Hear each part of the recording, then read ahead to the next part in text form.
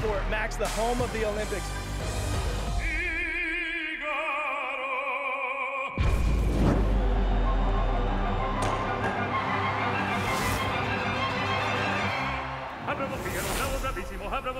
Just unbelievable. Sortez les coupes de champagne.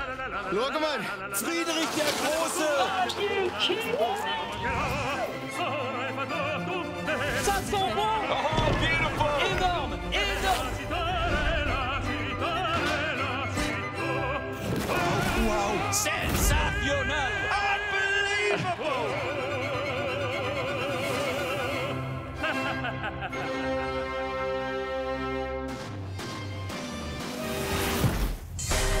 Benvenuti a Beijing 360. This is off the chart. She's done it again. Stars like a silhouette. Olympic champion of what? The absolute greatest of all time. I'll be dancing in the stars like a silhouette. I'll be dancing in the stars like a silhouette.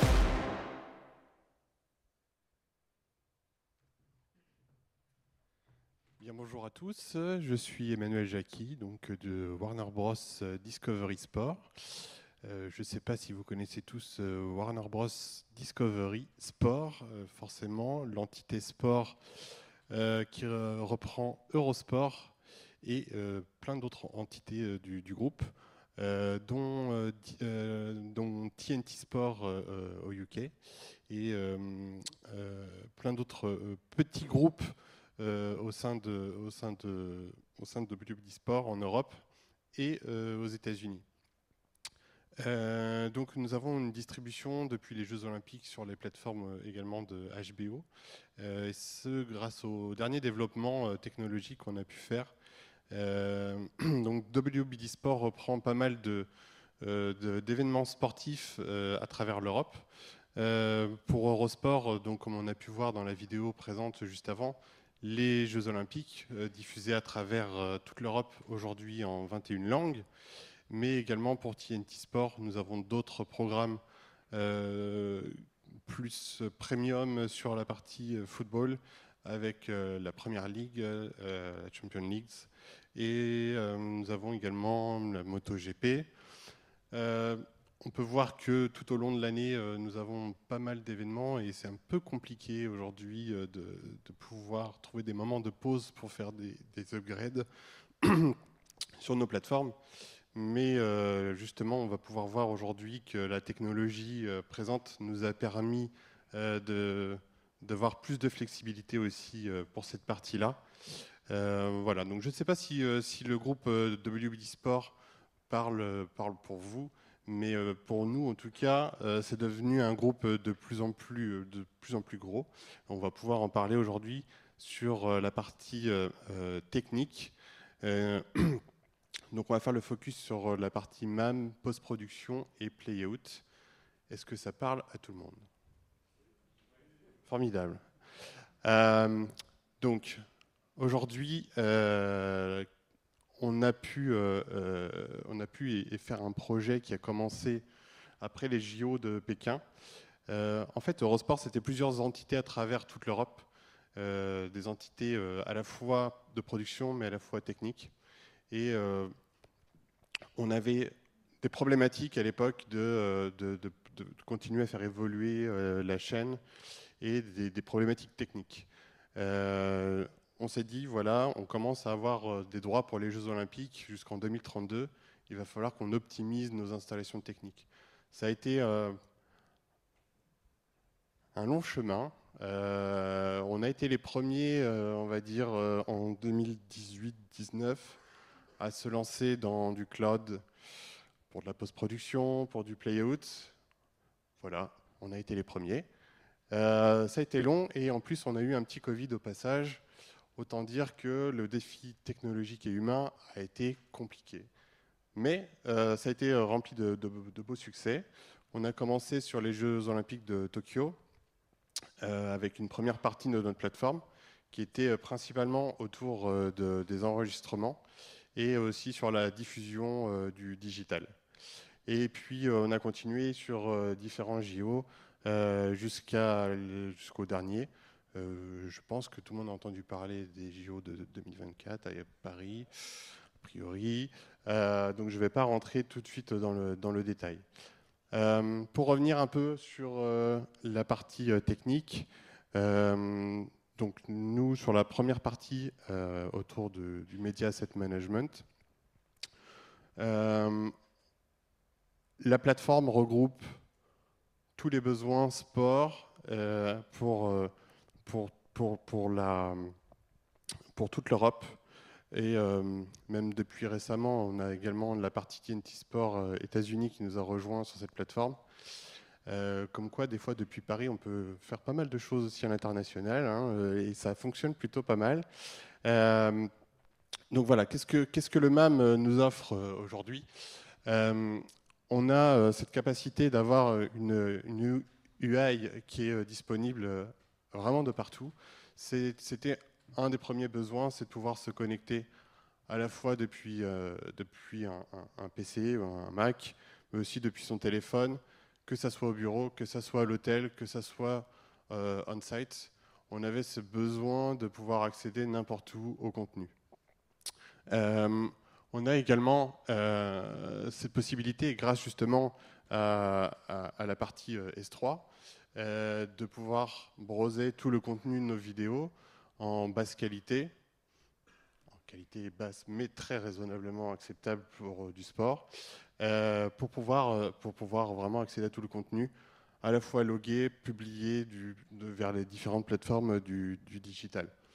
Dans le MAM, on a tous les outils de production nécessaires, que ce soit du record, que ce soit du logging, de la segmentation, pouvoir lire en accéléré. Voilà, tous les outils d'un MAM habituel, mais disponibles depuis tous les outils de cloud.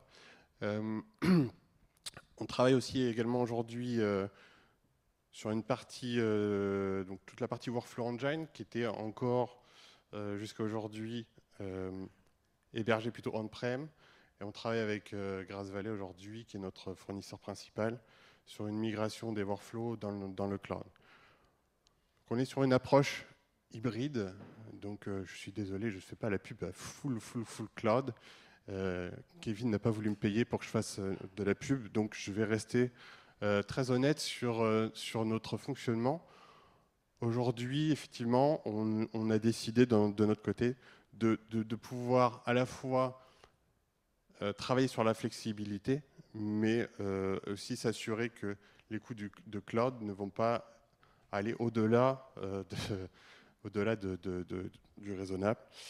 Et donc, l'approche hybride nous permet d'avoir le juste contrôle des choses qui nous permettent de pouvoir avoir de la flexibilité, mais aussi pouvoir garder le contrôle et avoir une partie d'économie sur les choses qui sont plus de l'ordre du business as usual. Quel point j'ai oublié? Voilà, et on aussi, donc on est sur une plateforme de live. Donc pour le sport, ce qui est important pour nous, c'était de pouvoir travailler avec des outils qui fonctionnent au cours d'enregistrement. Donc que toutes les fonctionnalités sont disponibles. Dès l'instant où on enregistre, on peut accéder au contenu et l'avoir accès depuis toutes les plateformes, comme j'ai pu le dire juste avant. La particularité chez nous, c'est de travailler aussi en multi-audio. Et donc nous avons aujourd'hui 21 langues qui nous permettent de gérer tout le contenu sportif. Donc on a pu voir tous les bénéfices de cette plateforme. C'est à la fois donc de la sécurité et de pouvoir publier sur le digital un accès rapide et des ressources scalable. On en a parlé aussi tout à l'heure, mon collègue. Effectivement, c'est cette capacité sur des événements comme les Jeux Olympiques ou comme Roland-Garros récemment, de pouvoir un petit peu augmenter nos capacités. Donc on a cette base qui est on-prem et ensuite on rajoute un peu plus de ressources pour pouvoir dimensionner aux besoins des événements sportifs. Voilà, donc ensuite on a aussi un petit peu d'enrichissement autour des machine learning. Ça reste encore des choses expérimentales de notre côté, mais on évolue de plus en plus. Et on verra tout à l'heure, on a notamment pas mal de recherches justement autour des outils de recherche, car l'enrichissement de métadonnées demande aussi une évolution sur la capacité de rechercher tout ce contenu. Ensuite, donc les outils de playout pour la diffusion. Toujours sur cette même plateforme, la capacité de travailler sur le même environnement. Donc les médias que l'on va enregistrer à travers le MAM sont disponibles sur un stockage qui, lui, pour la production, est plutôt on-prem. Et donc on va être en capacité, en cours d'enregistrement, de diffuser directement le contenu sur nos chaînes linéaires. Donc de la même manière, c'est les systèmes de Grass Valley. Donc on a cette flexibilité de pouvoir aussi utiliser toutes les playlists, que ça soit depuis Paris, depuis Londres, depuis Stockholm, depuis l'Espagne. Et donc chacun va pouvoir contrôler son contenu, jouer ses parties commerciales et se concentrer sur l'événement sportif qui lui convient. Dans l'automatisation de la partie playout, on a aussi toute une complexité pour pouvoir optimiser la partie coût. Le développement qu'on a pu faire permet aussi pour une playlist internationale de contrôler toutes les autres playlists quand on est plus sur de la période de rediffusion ou sur de l'événement international. Donc les bénéfices vraiment de cette plateforme, aujourd'hui, c'est peut-être opéré depuis n'importe où, comme on a pu le dire. La capacité aussi pour toutes mes chaînes digitales de rajouter en fonction des besoins, rajouter de la ressource, notamment pour les grands événements sportifs comme le tennis ou pour les Jeux Olympiques. On rajoute des ressources pour s'assurer de notre côté qu'on est en capacité de rajouter des chaînes pour toute la partie digitale, les besoins qui peuvent être parfois de dernière minute. Donc, les Jeux Olympiques, c'est ce qui nous drive, on va dire, tous les 2 ans, un peu moins de 2 ans. On a déjà la tête sur les prochains Jeux. Un petit retour sur Paris 2024, avec quelques chiffres autour de nos outils. Il faut savoir que la partie technique a été une chose, mais la partie organisation également une autre. En une semaine, on se retrouve avec pas loin de 600 personnes qui arrivent sur la plateforme. Les formations comme on faisait auparavant, où il y avait un formateur qui était devant son outil, clairement, c'était pas possible aujourd'hui dans l'évolution de notre plateforme. Et donc la partie flexibilité aussi a permis de faire des formations en amont et de pouvoir intégrer très facilement ces nouveaux utilisateurs. Donc on a les formations que l'on fait en interne, mais la partie intégration et sécurité qui est toujours complexe. Aujourd'hui, c'est un système qu'on est en capacité de gérer très facilement et de manière sécurisée. La plateforme sert pour les Jeux Olympiques, mais sert aussi pour tout ce qu'on appelle le business as usual. Et donc la sécurité est primordiale, notamment pour le contenu tel que les droits du football ou les Jeux Olympiques, mais point de vue sécurité également, pour faire attention qu'on n'ait pas d'attaque de choses autres sur la plateforme. Je ne vais pas revenir en détail sur tous les chiffres, je vous laisserai regarder, mais effectivement, en termes de process d'export et de workflow engine, on ne s'est pas ennuyé pendant cette période. Je vais également parler de Roland Garros, qui était plus récent. Roland Garros nous a permis cette année de travailler avec les États-Unis pour TNT Sport US, qui ont rejoint notre plateforme. Donc c'était pas loin de 400 utilisateurs qui sont aussi arrivés sur notre plateforme en quelques jours, avec des demandes de dernière minute, et beaucoup de changements de dernière minute qui ont été difficiles à gérer. Mais pareil, l'expérience forte de nos expériences des Jeux Olympiques, c'est quelque chose qu'on a pu appréhender facilement. La partie donc TNT Sport US a été principalement sur le MAM, et donc on a enregistré le contenu pour eux. Quand je parle de flexibilité, justement, c'est au niveau de la post-production, post-production dans le cloud. Voilà le grand intérêt. En l'espace d'une semaine, les monteurs devaient venir bosser sur site, puis finalement au bureau de Paris, puis finalement dans un hôtel, puis finalement ils sont restés à Atlanta. Bon, très bien. Nous, on a dit, peu importe, faites ce que vous voulez, ça fonctionne de n'importe où. Et ça a été vraiment aussi quelque chose qui nous a permis de nous écarter des problèmes de production.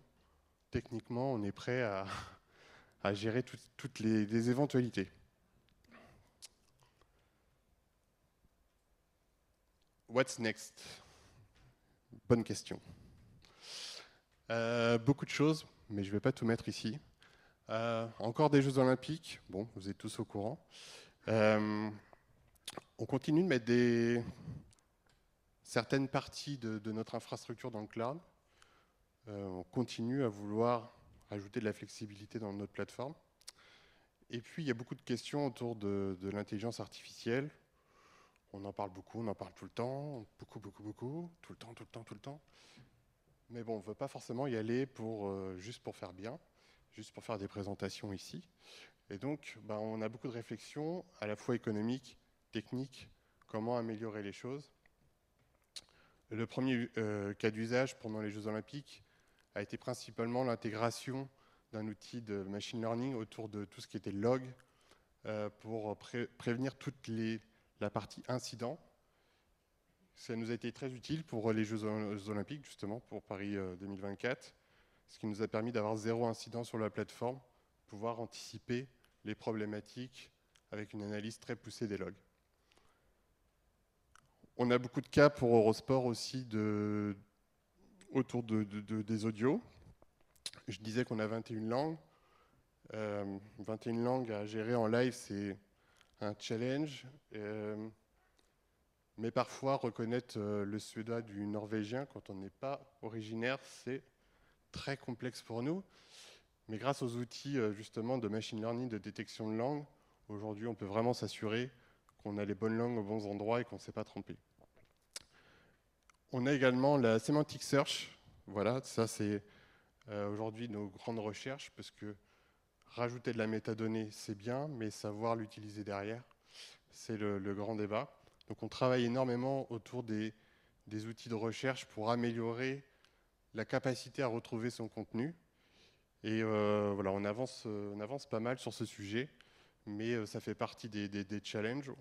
On veut trouver le bon équilibre entre rajouter de la métadonnée et pouvoir la retrouver. Plein d'autres projets à venir, on en reparlera une prochaine fois. Infrastructure, donc on a parlé, c'est une installation hybride, à la fois dans le cloud, à la fois on-premise. Donc on a du stockage physique dans nos 2 data centers. Donc on a un data center à Londres et un autre à côté d'Amsterdam. Et puis en termes de stockage, on a également la partie S3 et d'autres fournisseurs qui gèrent notre archive. Autour de ça s'axent les différents produits aujourd'hui autour de la post-production de Premiere. Désolé pour les gens avides dans la salle. On aime beaucoup, on n'a rien contre vous. Mais du coup, on a aujourd'hui la partie Premiere qui a été installée en fait, pour tout le monde à travers l'Europe, intégrée avec les produits de Grass Valley et la couche Helmut qui nous fait la gestion de projet. Je vais laisser la suite un petit peu de... Merci. On va rentrer dans le détail, je vais aller très vite parce qu'on est déjà un petit peu en retard. Bon, voilà, je ne vais pas forcément détailler tout ce qu'il y a sur cette slide. Ce qui est important de comprendre ici, c'est que la plateforme repose de façon assez large sur des containers. parce que la plateforme a été conçue comme ça. Ça donne beaucoup de flexibilité. C'était vraiment le mot du jour, hein, flexibilité sur cette session, qui va donner la possibilité à Eurosport, notamment dans le cas des JO, de tous les événements majeurs, de pouvoir anticiper et aussi de réagir à la demande des différents utilisateurs. Hein. Tu l'as bien dit, il y a plus de 400 ou 600 personnes même qui viennent s'ajouter à la population, on va dire, traditionnelle. Et toutes ces personnes-là ont besoin de capacités et la plateforme a besoin de répondre pour conserver une performance. Il y a aussi la dimension disponibilité, la partie disaster recovery qui est aussi totalement incorporée dans cette plateforme. Avec, là, c'est pas détaillé, mais évidemment, ça tourne en multi-région. On a le support qui va permettre de garantir la disponibilité lors des événements qui ne supporteraient pas le moindre incident. La dernière chose avant de conclure, évidemment, c'est une plateforme hybride et elle a besoin de communiquer avec différentes localisations on-premise, comme tu l'as dit, avec différents tech hubs, aujourd'hui en Europe, demain aux États-Unis. Et l'idée, c'est qu'on puisse se reposer sur le backbone AWS que vous voyez ici, via des liaisons Direct Connect, hein, de très haute capacité, très grosse bande passante avec une très faible latence qui vont nous permettre de faire des traitements de contenu multimédia, parce que c'est quand même l'idée ici d'avoir la latence nécessaire à traiter des flux audio également. Et tout ça en étant dans un environnement qui, d'un point de vue utilisateur, n'a pas de distinction entre le cloud et la partie on-prem. On est vraiment dans un environnement totalement incorporé. Et je vais m'arrêter là parce qu'on est déjà bien en retard. Merci beaucoup. Merci.